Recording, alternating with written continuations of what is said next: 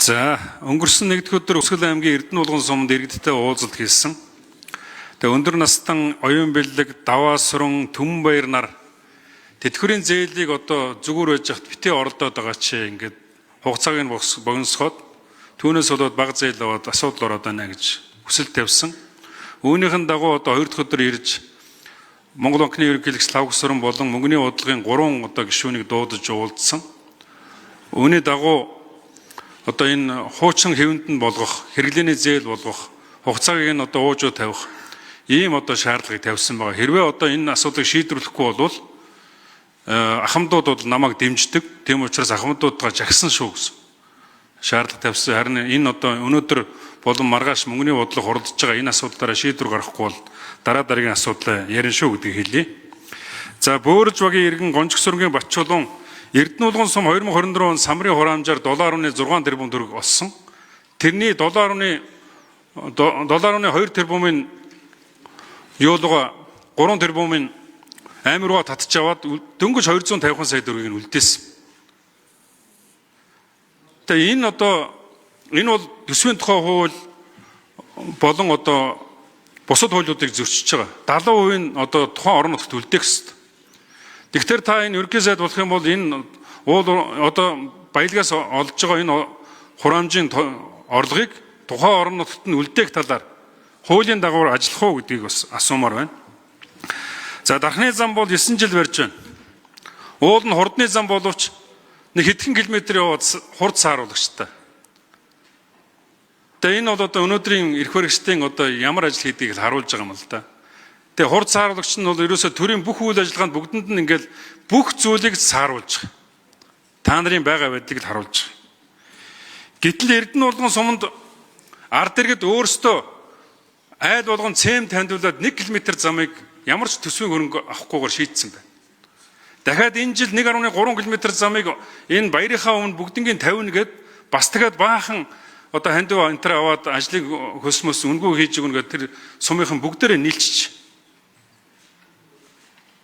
Тэгэхээр энэ одоо дээрээс нь өнгөрсөн жил 300 сая төгрөгөөр тэр самрынхаа мөнгнөөс 300 сая төгрөг аваад тэргээрээ ковш, грейдер, янз янзын машин тэрэг худалдаж аваад тэргээрээ 17 км замыг өөрсдөө тавьсан байна. Ямар ч одоо хөрөнгө гарахгүйгээр. Тэгээ тэр сумын дарга, засаг дарга, Эрдэнэ наран, иргэдийн төлөөлөгчтэй хурлын дарга, анх баяр, орлогч дарга Баярбат, багийн дарга нар бүгдээрээ өөрсдөө тэр машинуудынхаа жолооч хийгээд, оператор хийгээд 20 хоногийн туршид өөрсдөө тэнд ажиллаад тэр замаа тавьж шин. За, бүрдэр жишээнд 1 минут. Сэтгэлтэй хүмүүс ингэж ажилт юм аа. Тэгээ энэ урдуур ингээ баахан одоо нэг тийм эрдэм ном яасан тэгсэн мөртлөө хулгай хийдэг хүмүүс урдуур сууж байна. 2028 онд ардсан нам ялна. Эрдэнэ нараа ийм сэтгэлтэй хүнийг ардсан нам төв рүү татж ажилуулнаа. За, үг хэллээ. За, зандаж тэр дарга асуултанд хариулъя. За, нэгдүгээр энэ бүх чулууны бүрдэр жигшүүний асуултанд хариулъя. За, манай бүрдэр жигшүүн бол ер нь бас ард иргэдийнхаа саналыг зөвхөн сонсоо зогсохгүй, чуулган дээр хэлээ зогсохгүй, хэрэгжүүлэхийн төлөө бас ажиллана гэж итгэж байна. Тийм учраас тэтгэврийн зээлийн хугацаа нөхцөл байнга өөрчлөгдөж байгаа, ахмадуудын санхүүгийн ачааллыг нэмэгдүүлж байгаа, зээлийн дээдхүү хугацааг хууль журмаар тогтмол зааж өгөх асуудлыг Монгол банк улсын хурлын харьяа байгууллага, тэнцээ Монгол банкнд бас таны асуултын харьяа чиглэгдээд тэнцээ банкуудын зээлийн гэрээ нийл тод байдлыг хангах, инфляцтай уялдуулж зээлийн нөхцөлийг үе шаттай шинжилж явах гэсэн бодлогуудыг шийдвэрлэж ингэж явж явах болцоод хураамж ашиг тултамлын нөөц амнат хэлж байна. Самрын хураамжийг бол одоо бас л аймаг төлрөө сумд баг хурж байгаа нь бас баялагын шудраг хуваарлтын бас нэг зөрчил мөн гэж бодож байна. Хураамжийн тодорхой хувийг сумдаа үлдээдэг байх, тэр нь байгаль орчныг хамгаалах, ойжуулах, моджуулах, зарцуулагддаг байх ийм зохицуулт хийх нь зүйтэй гэж бодож байна. Энэ талаар одоо хууль санаачлах эрхэн таньч нээлттэй бидний талаар анхаарч хамтарч ажиллах бэлэн байна. За, бүрдэр жишээн тодруулж сууя. За төрийн өмчийн компаниуд сүүлийн үед маш их анхаасан олон болсон. Монгол Ардын намын одоо сүлжээ тэнд одоо бүгдээрээ зүгээр ажил төрлөгөө сууж байгаа сонгуулиар очиод бүгдээрээ санал өгдөг, ажилдаг ийм л болсон. Тэгэхээр одоо жишээ нь 5 дахь төмөр зам дээр Ардсан намаас хяналтын менежер Тамир гэдэг залуу очсон. Тэнд очиод үл бүтэх бүх зүйлийг уудалж гаргасан, шүгэл үлээсэн.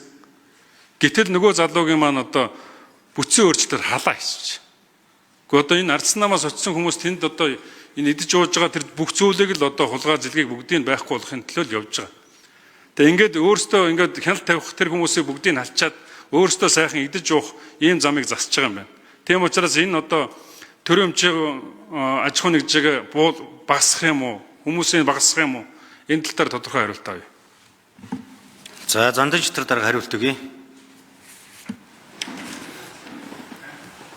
За ер нь инфляц бол ард иргэдийн хэмжээгээр нөлөөлж байгаа хамгийн том хүчин зүйл улсын хэмжээнд инфляц их байхад Ховд аймагт улсын түнжээр 8.3 байхад Ховд аймагт 13.8% өндөр байгаа юм. За тэр нь одоо махны үн бас л энэ орон нутгийн ченж тогтолцоотой холбоотой энэ дээр бас Ховд аймаг энэ ялгаатай байгаа байдлыг орон нутгийн төвшөнд анхаарч ажиллах гэсэн манай гишүүд анхаарч тал бүрдэл анхаарч ажилламаар юм байлээ.